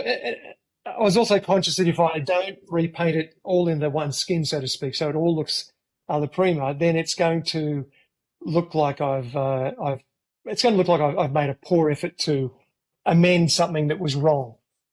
And because the heads are the focal points, I couldn't afford to let that happen. So I repainted the whole head, and I was hoping and praying that by daybreak I would be happy with the result. And thank goodness Stressful. I was. So, but it was ridiculously stressful. But I just felt I had to do it. You know, I felt compelled to do it, and I'm glad I did it. And the final result was better. Although the truth of the matter is, if I had another week, I'd probably still have been working on it to improve things further if I'd have had the time. Do you work on a smooth canvas? So the reason I ask is because if you, I don't know if this ever happens to you, but if there were a case where you come back days later before you realize you screwed up a head and it's dry, can you sand it down to a smooth surface again? Or now you've got a smooth surface on a textured canvas, so it's never going to look right. Are you following me? Yeah, I am. Yeah, this disparity in the texture of the surface of the paint, right? Which is particularly evident if the light's shining on it and you see a little more. Of the right, texture you got a smooth face, as a result. And then you got a textured painting behind it. Yeah, so I don't generally sand things back. I have done that in the past, and I found that very issue with doing that. So I don't do that anymore. Okay. So you got to discover it when it's wet, or you're toast. Yes and no. What I would do if I had the head dry, usually it's not entirely dry, and I'm usually able to make that judgment call before I get too far down the path. But if it is dry, I will rotate the canvas 180 degrees and then use the blank canvas which was at the bottom, is now at the top, to repaint the head. And often when I'm painting a head and I've scraped it off and I've come back the next day, done the same thing again for the next 10, 12 hours, I'm still not happy with it. I rub it out again. I remember a particular example of when I painted, well, in this instance, it was a chap who was the chairman of the Australian Broadcasting Corporation, which is the government media outlet, television, radio, etc. So it's quite a big thing in Australia. And I painted his head initially, which is what I always start with. I wasn't happy with it, so I rubbed it out, scraped it off, and then the next day tried it again. The next day I was also unhappy with it. And this happened 3 or 4 days in a row. I think I got to about the 4th or 5th version. And by that stage, I didn't know whether it was good, bad, or otherwise. I'd lost all objectivity. And I thought, look, maybe this is just me overthinking this and I'm being too fussy, and maybe it's not bad, and maybe I should just leave it. So, because it didn't look too bad, but I wasn't entirely satisfied. So I left it in case I couldn't do any better, rotated the canvas 180 degrees, and used the blank canvas that was now in front of me, which previously had been at the bottom of the canvas, to repaint his head. And I've done that a number of times, actually, with various portraits. And when that final version, if it does look better, usually it does, and I'll just go with that and then just continue to paint. I'll just paint over whatever was at the head at the bottom, the previous versions. And if there's any paint which hasn't completely dried on that former version, I'll do my best to rub it out, but I don't sand it back, because that does create a change in texture. And usually what I find, particularly if I have made changes, this is one of the things I love about work of many of the old masters, people like Velasquez. You look at his work and you can see where the arm that he's painted had been moved from its original position, and you can see the kind of ridges of paint where he'd painted the arm previously. And I think that again adds charm, as long as that ridge doesn't kind of coincide with the eye, or some important feature that you don't want to have those sort of distractions near. But in the right location, it can be an advantage. So I just would paint over the remnants of the previous head and just continue along that path. Okay. So what about your studio habits? as far as from day to day? I mean, is it like a full-time job for you? Is it 7 days a Yeah. week, 5 days a week? Well, when I was painting Hugh and Deb, it was 8 days a week, 28 hours a day. I didn't do much sleeping or much eating that month, but that was obviously an unusual situation. I couldn't survive if I had to do that all the time. Right. A little bit like the advertising industry. You ask, when is the deadline for this illustration, and their answer is invariably yesterday. Yeah. Yeah. And you're behind the eight ball right from the start. So, which is one of the reasons I decided to move back into fine art and away from that commercial art, because the deadlines were killing me. So what I would normally do, I would still spend 10, 12, maybe up to 15, maybe 15, maybe not 15, but certainly in that ballpark, a whole day and most of the night working on working on the head, which is the start for any particular painting. And once I've done that, once I've got to the point where I'm satisfied that the head is working well enough to continue with the rest of the painting, then I almost feel a little bit of, I feel somewhat relieved, and I almost feel like I've got time up my sleeve now, and I can kind of take my time, which is a dangerous thing for me, because it's very easy to become distracted with other things in life and to procrastinate. But when I'm battling things like procrastination, which I think many people struggle with, I know I do, I find that when I just start painting, even though I don't feel like it oftentimes, if I just start, then I get into I start rolling with it, and it starts to invigorate me, then I'm enjoying the process, and I'll just keep painting, and as long as I'm in the zone, or as long as I'm able to stand up, which at 3 o'clock in the morning is often questionable. So I really need to have more rigorous scheduled work habits, and a lot of friends of mine suggest that to me, and I agree. I just find it very hard to achieve. Yeah, I'm the same way. But I also agree with what you said about just getting started. That's the hardest part. And once you do, the momentum just sort of builds. It's almost like it's like, I like to exercise. I actually hate to exercise, and this is the point, but I do exercise. And it's like, just getting to the gym is often the hardest part. Then once you're there, you got nothing else to do. You might as well just exercise. And the canvas sort of feels like that. Just getting to the canvas, just putting the first few strokes down is the hardest part. And then you start rolling. And next thing you know, 8 hours goes by, or in your case, 15 hours. Yeah. But one other reason I asked that is because I've done the gallery thing, I've done the commission portrait thing. And one of the challenges that I think portrait painters have, and I wondered what your perspective is on this, is that you get to a point where if you take every job, you're so far out that people aren't willing to wait anymore, but then you don't want to miss opportunities. So, I mean, have you experienced this where you just feel like, maybe I need to stop taking work, but I don't want to stop taking work. I'm an artist, for crying out loud. You don't turn away work. Have you ever dealt with that conflict? Yes.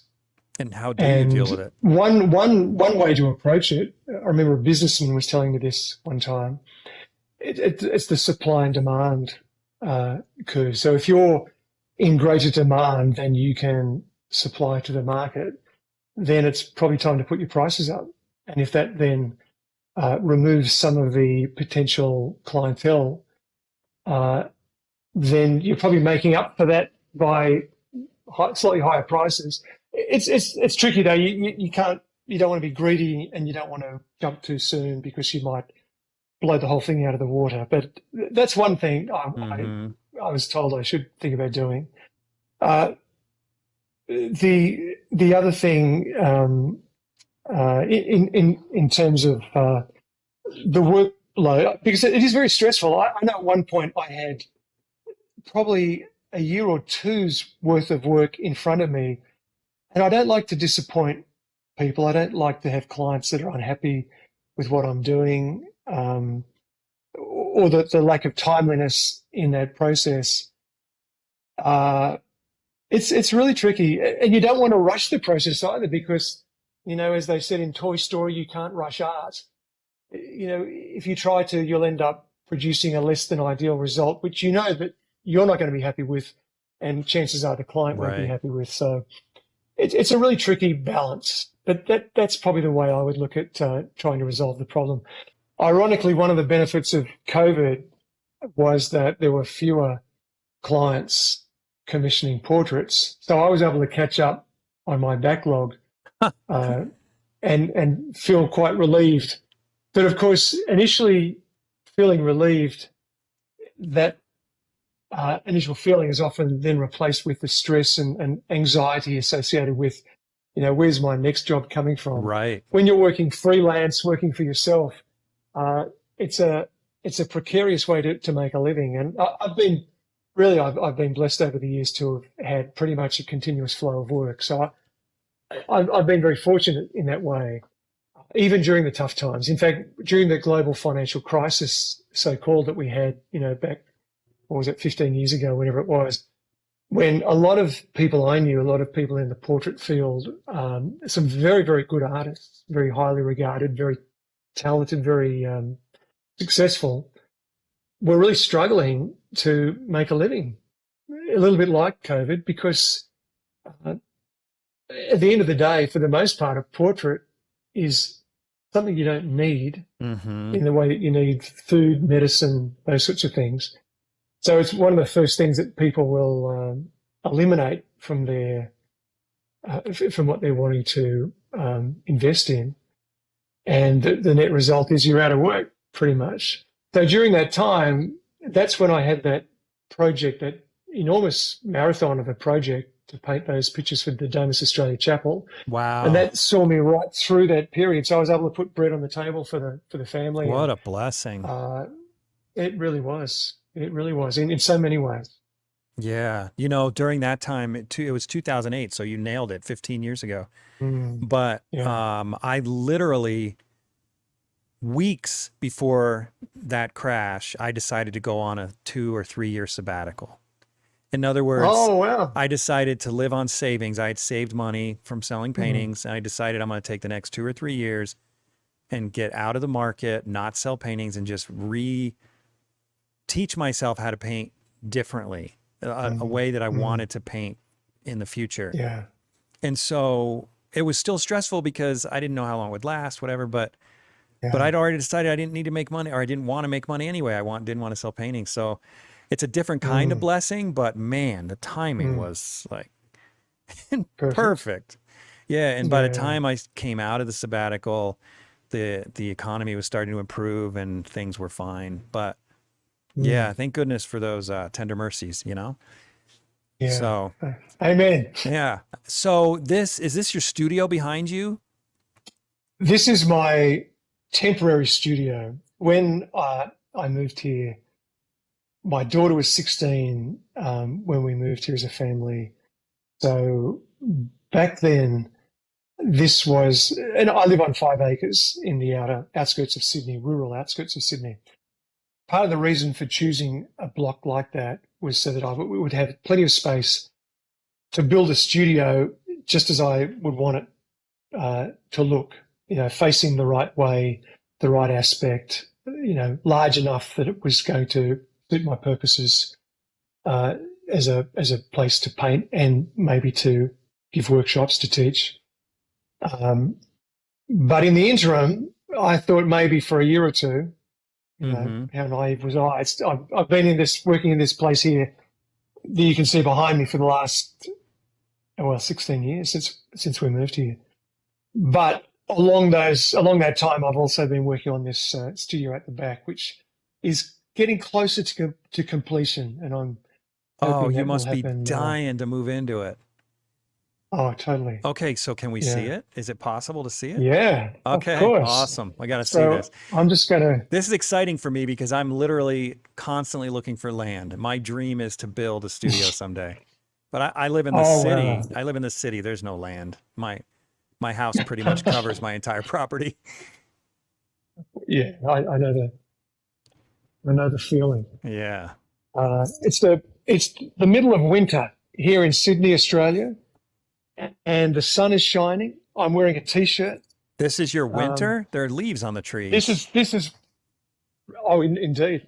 Well, actually, some trees around here are deciduous and some are evergreen. But so it doesn't get yes, very cold where you point. live.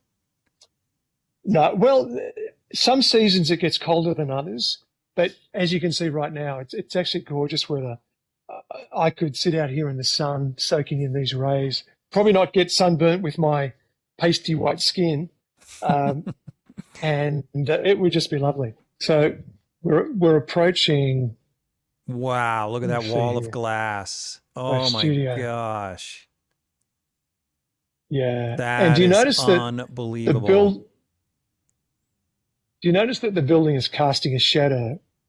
The reason that the shadow is where it is because the large window, which you can see we see behind it right me, behind you, which is 9 meters high. It's off the floor. It's an enormous window, and the reason it's facing south is in order to get the indirect light that a window facing north in the northern hemisphere would get.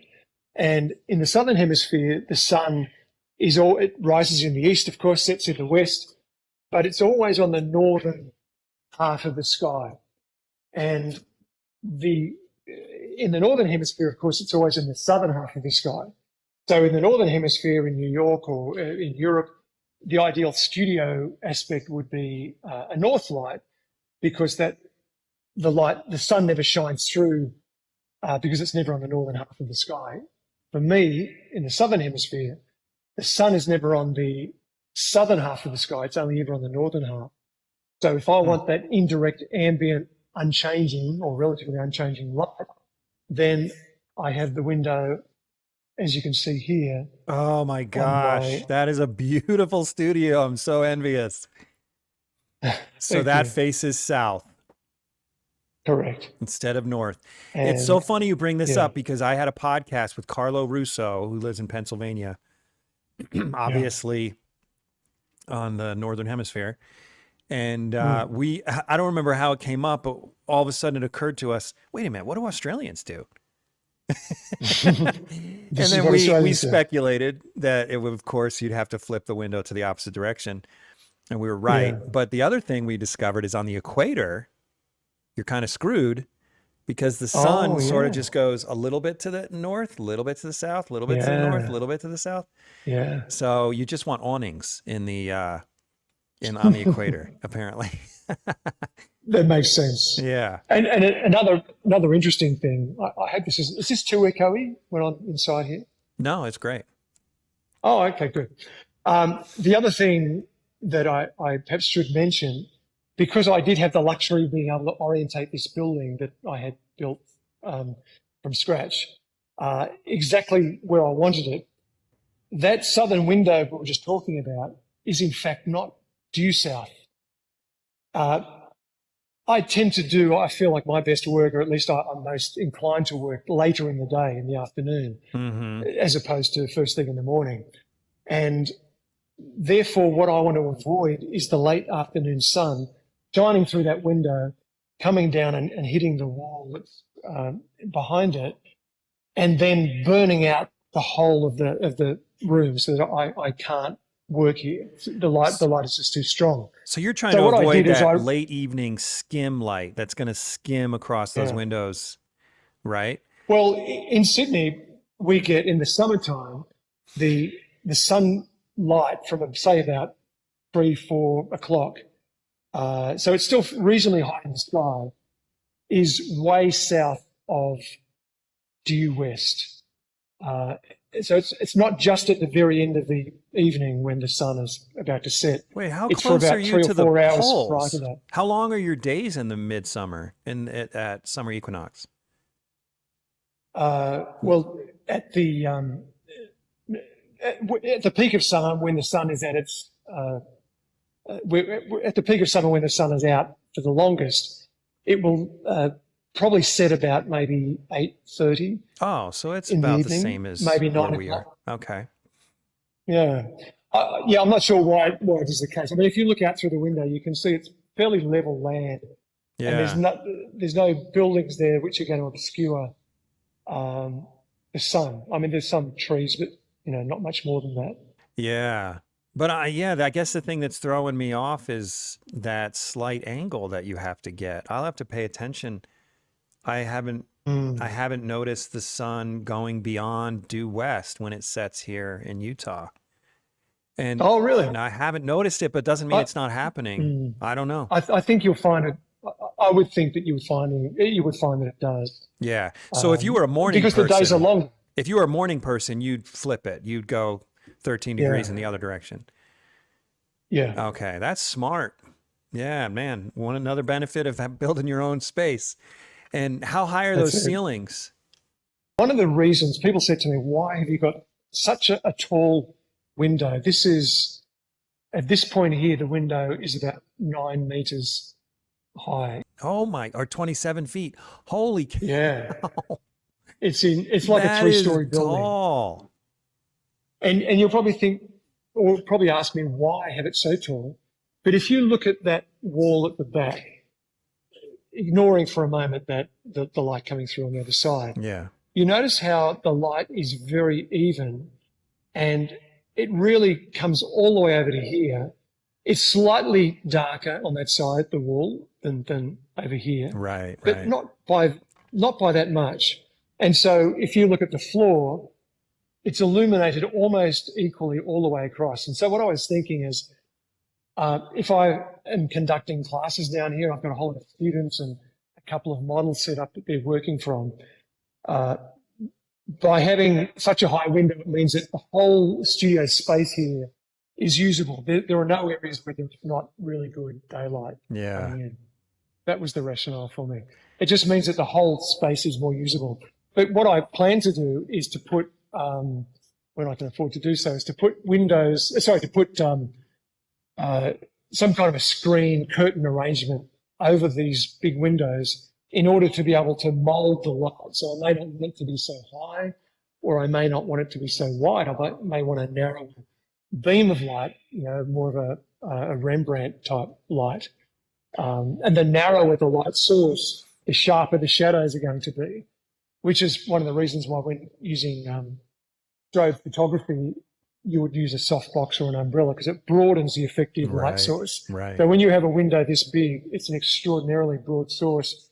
And if you look, for example, excuse me, if you look at this garbage bin, see the shadow it's casting? Yeah, it's completely soft. It can't even hardly see it. Yeah.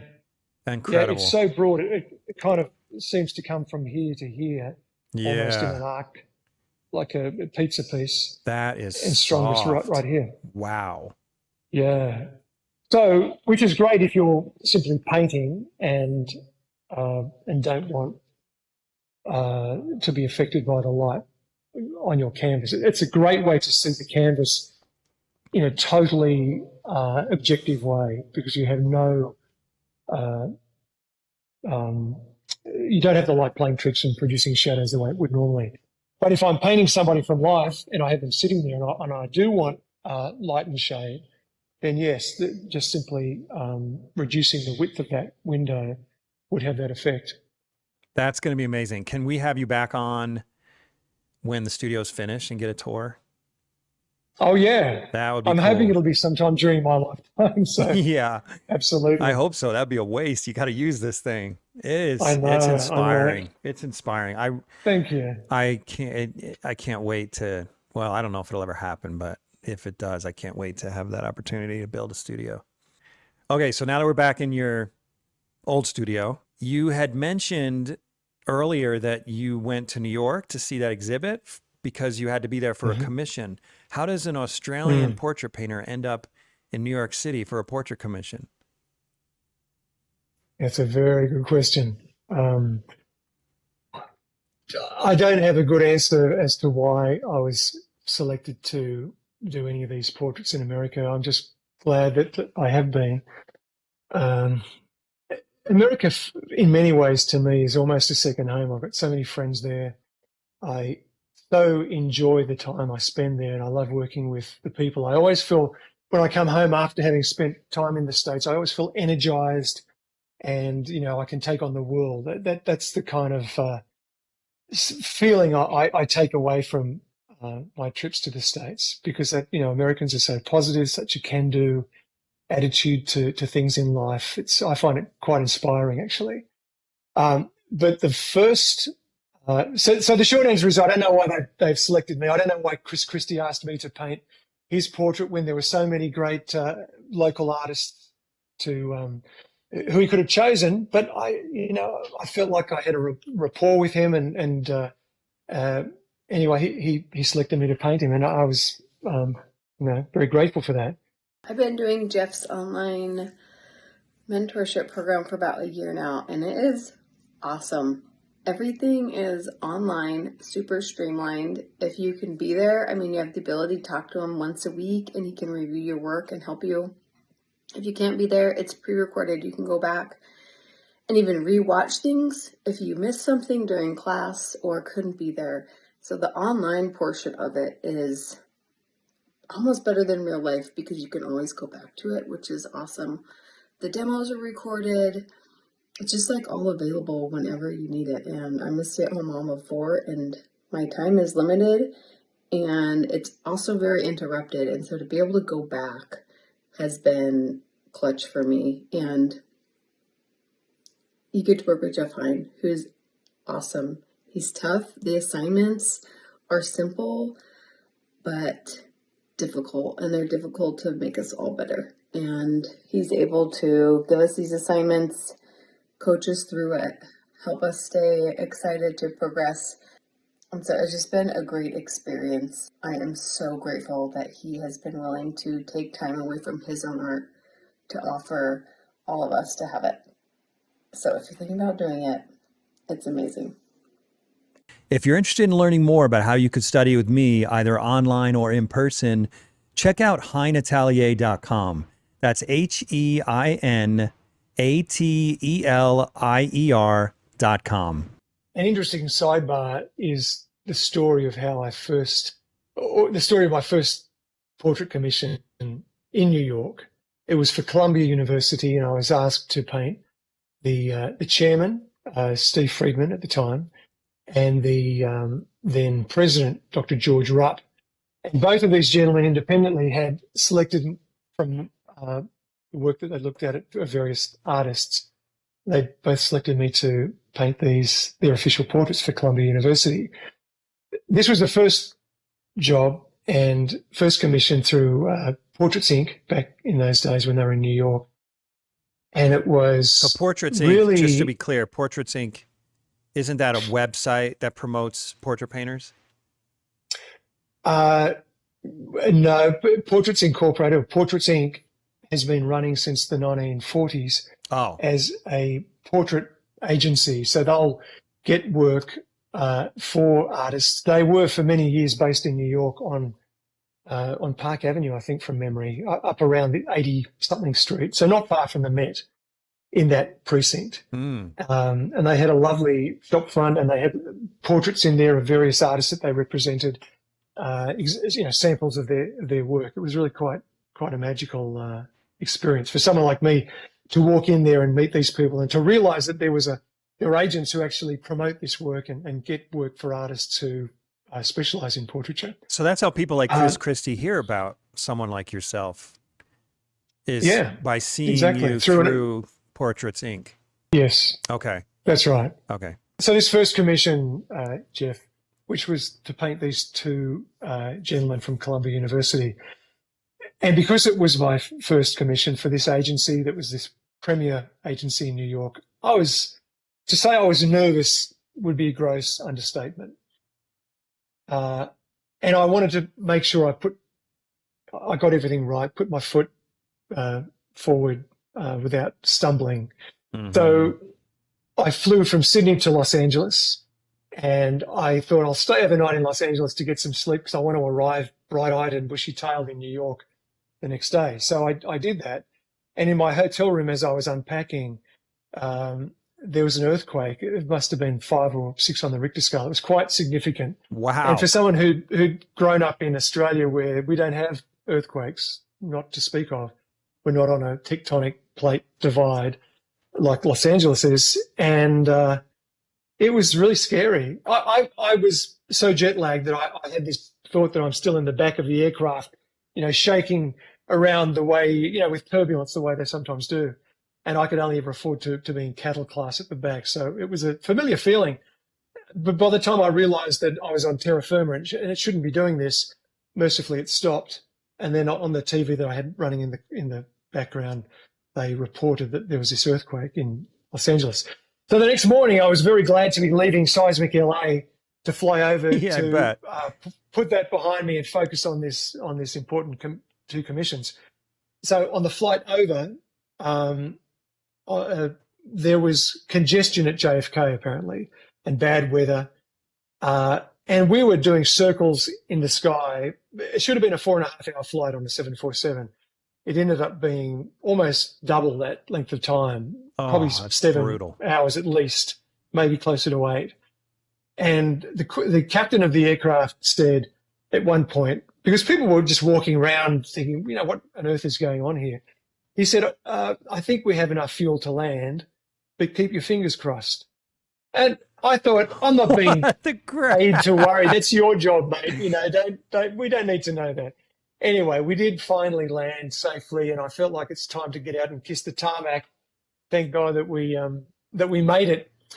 So I thought, okay, I'll put all those dramas behind me. The earthquake, the plane nearly running out of fuel, and focus on this job at hand. So the next morning I woke up, beautiful, sunny, balmy. I guess it would be a spring day. I'm trying to think what time of year it was. Anyway, it was a beautiful day, and I was getting dressed, ready for this first appointment that I had up at Columbia, uptown. And I was watching. I had the TV in the background. I was watching out of the corner of my eye what was going on, and this plane flew into a building, and I thought, what on earth? I thought, Wait, you were there for that? It was September 11, 2001. I was right in Midtown. After an earthquake, after almost crashing in a plane, then you're here for 9/11. Yes. And I thought, what else can possibly happen? And then they started talking about anthrax and the idea that gosh. I was watching, because I was near Fifth Avenue, and I was watching. In fact, I think the hotel I was in was either on or very close to Fifth Avenue, and people were just walking. It was like a war zone, walking in a shocked state of mind, it would appear. Many of them covered in white dust, walking north along the street, away from the southern part of Manhattan. And from 14th Street South, it was cordoned off, so you couldn't go there, even if you had wanted to. Not that I wanted to, of course. And I was just glad that the work I was doing was, and the meetings I had would be uptown on, I think, 100 and something street in Manhattan, where Columbia's situated. And in retrospect, because Steve Friedman, who was like this at that time, Mr. Wall Street, he was a high-powered finance guru who went on the chief economics advisor to George W. Bush in the White House shortly after his time as chairman of Columbia. He would have known countless people who obviously didn't make it, sadly.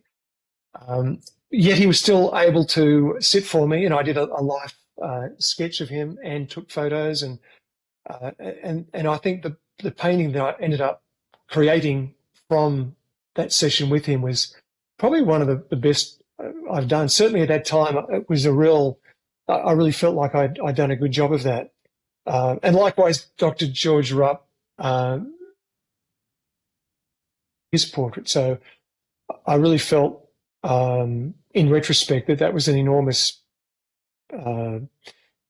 graciousness on their part with all that was going on, and with the fact that they would have known people involved. The fact that they still sat for me was quite remarkable. I'm surprised you could even hold a brush, and you weren't just like shaking like a leaf at that point. You'd been through so much crap. I was shell shocked. I thought, what else could possibly go wrong? Is this the beginning of World War III? I think at that stage, nobody knew what this all meant. Yeah. It was too early to know. A little bit like the way we're looking at artificial intelligence. It's a bit too early to know what the ramifications will be. But as the day went on, of course, more news was coming out. And back in those days, I was using film as opposed to digital camera technology. So I had to go and get my film processed, and I went down. Most of the film labs were on about 22nd Street or thereabouts. So I remember going downtown, dropping my film off, and they were going to take 2.5 hours or so to process the film. So while I had that time, I was just wandering around the city, and every little precinct, there's lots of little parks and little kind of public spaces in Manhattan, and people were congregating in those places, I guess, searching for some kind of meaning to this terrible tragedy. And many of the people, this was the day it happened, many of the people were wearing little placards on their chest, maybe a photograph from a wedding ceremony. You know, have you seen Joey? Whoever it might be, please call, and then a cell phone number. And within a few days, the realization came that, you know, those people weren't, for the most part, weren't going to be found. It was a tragic situation.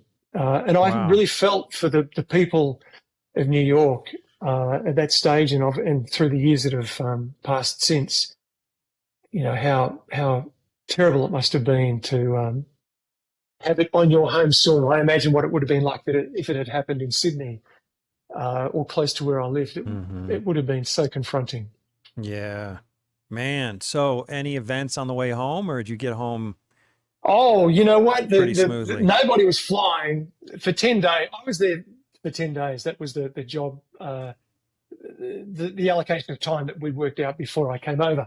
So 10 days after, planes did begin to fly again. So the timing for me, selfishly speaking, the timing was perfect. So I caught a plane 10 days later to fly home. Usually at JFK or any big airport, the planes taxi out, then there's a long queue and a long wait before you finally become airborne. On that occasion, the plane was almost three-quarter empty. We got aboard, we taxied straight out, and there was no stops, and we took off immediately. Oh, yeah, because no one's flying. So there was flying. no delay. In terms of air travel, that was probably the safest time to travel, I imagine. Yeah. Because the heightened awareness was palpable in the airports particularly. And particularly somewhere like New York, JFK in New York. Wow. So yeah, flying home was easy. Crazy.